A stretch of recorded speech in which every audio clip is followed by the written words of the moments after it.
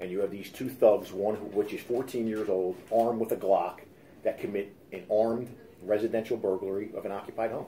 This could have been a tragedy all the way around. The homeowner, if he wakes up, he's probably going to get killed.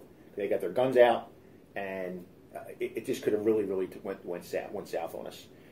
The break we caught in the case was the homeowner, when they burglarized his home, they took his shotgun, they took his car keys, they took both of his cars, they took cash, they took a bunch of stuff. One of the things they took was his iPad mini. And he was able to track the iPad, and he tracks it to a hotel in the Shores. He notifies law enforcement. The Shores gets down there. They observe the stolen Corvette. And while they are watching, they then observe a Hyundai pull in which 5 individuals get out of, and they notify us. And the sheriff's office is out there. We surround the place. And eventually the 5 come out as they go to get in the Hyundai. We take them down. In the process of taking them down, we catch a 14-year-old who's armed with a gun and a 19-year-old who's armed with a gun. We go back into the location with a search warrant. We recover another stolen weapon that was taken from New Smyrna from a car break. And then in one of the stolen cars, we recover the missing shotgun. So and we recover enough evidence that New Smyrna Beach is able to clear, I think, 2 or 3 car breaks and a residential burglary. So to use the term thug would probably an understatement of what these little animals were out there doing. You know, when you think this logically, you're breaking into a home that's occupied. It's bad enough to break into a home when you know nobody's there. They knew there were cars in the driveway. They knew that home was occupied. And they went in there brandishing firearms. And what we see is you have a 14-year-old who's been arrested before for fraud and grand theft and identity theft. And he's got a gun in his hand now. And he basically laughed at the system because he's telling us, ain't nothing going to happen to me. I'm 14. And we're seeing that over and over and over again. We're arresting these juveniles for crimes of violence, and they're laughing at my detectives, telling them, nothing's going to happen to me. Sure, I'll tell you what's going to happen. Nothing's going to happen at all. But they're so brazen, and they lack such control, or whatever term you want to put to them. They even let us know what the plan was for last night. And the plan was, with these firearms and the stolen cars, they were going to go out on robbery sprees. So the quick work of the homeowner, tracking that down, the quick work of detectives, we believe we prevented somebody from being shot and killed last night. Because what's next? You know, you have a 14-year-old armed with a firearm. You've got a bunch of juveniles, which is not uncommon, running around committing all these crimes. And fortunately, nobody gets killed last night.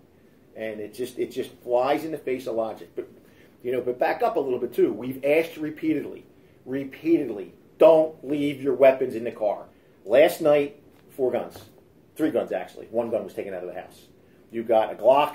You've got 2 other weapons that were taken out of unlocked cars.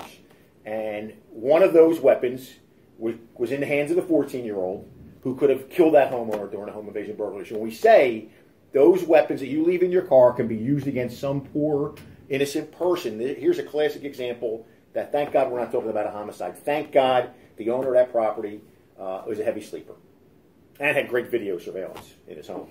Because you think this could have been a violent outcome. I mean, yeah, when folks look out there and you got a 14-year-old entering a house. That's the way we enter a house when we serve a search warrant. Weapon out, and we're clearing the rooms looking for the bad guy. In this case, the bad guy has got his weapon out in case he knew somebody was in that home. And God forbid if the guy would have woke up or his wife would have woke up, somebody's getting shot. I have no doubt in my mind somebody's getting shot. And the 14-year-old's right. Not a damn thing is going to happen to him. Because this kid, this 14-year-old, right now, get your checkbook out. He's ended up in state or federal prison, or he's going to end up as a homicide victim. He got no other choice. And the other 3 juveniles that we have no charges on, obviously it's quite clear what was going to happen. You have two or three stolen cars out there. You got a bunch of guns. The plan was they were going to fan out throughout the county and commit armed robberies. We just couldn't charge them in this incident. But had we waited, I have no doubt in my mind we would have robberies and shootings last night attributed to a bunch of juvenile delinquents. And I'm being kind and calling them juvenile delinquents.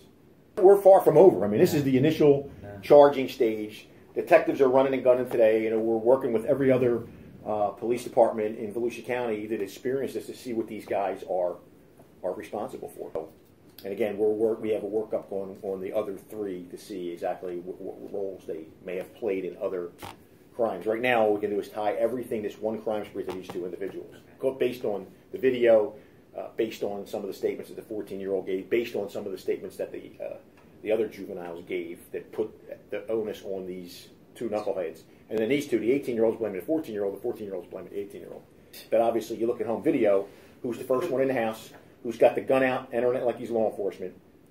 That's the 14-year-old, That's right? the 14-year-old. That's unbelievable. Because the second guy in the video, you see his face. And Yeah, he did a really bad job of yeah, and everybody recognized him as Shaw. of masking himself up there. So there was a case that went viral. I know a bunch of stations did it. I think it was on 4th of July. It was the nurse whose car was stolen and her son's little piggy bank was stolen. He was saving up to buy Doritos. He loves Doritos. And then they ended up finding it. I'm just wondering if you're aware of it, if it's connected. It's the same. Wasn't that the West Side, DeBerry? No, that was Edgewater.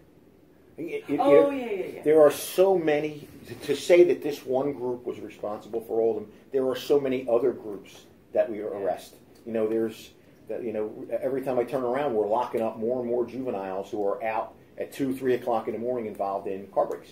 They're involved in a stolen car. Look at the 10-year-old you had in Daytona Beach. Yeah. Not that long ago. We had a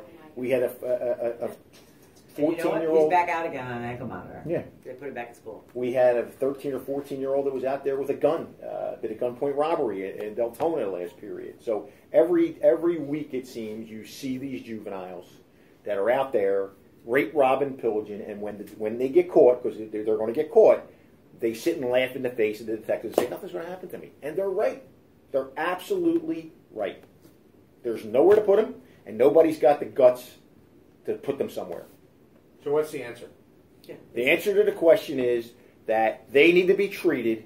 You want to commit a crime like an adult, you need to be treated like an adult. And I know that the liberals don't want to hear that. Oh, Johnny's got a chance to rehabilitate himself. Well, when you give a guy 7 and 8 bites at the apple, and they're 16 years old, they've been arrested 15 times, I think little Johnny's had enough bites of the apple.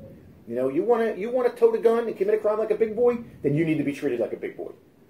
But the pendulum has swung so far left and so far liberal that people have lost focus of this. This 14-year-old kid could have killed somebody last night that worked their entire life to get what they had, and everybody would have rallied around him and said, it's 14, he didn't have a mother, he didn't have this, he didn't have that. Well, there's a lot of people that grow up without a mother or father and in poverty that don't go out and do home invasion robberies. They don't do that. They're CEOs of companies, they're attorneys, they're successful people, because that's the path they chose. This kid and his counterpart chose the opposite.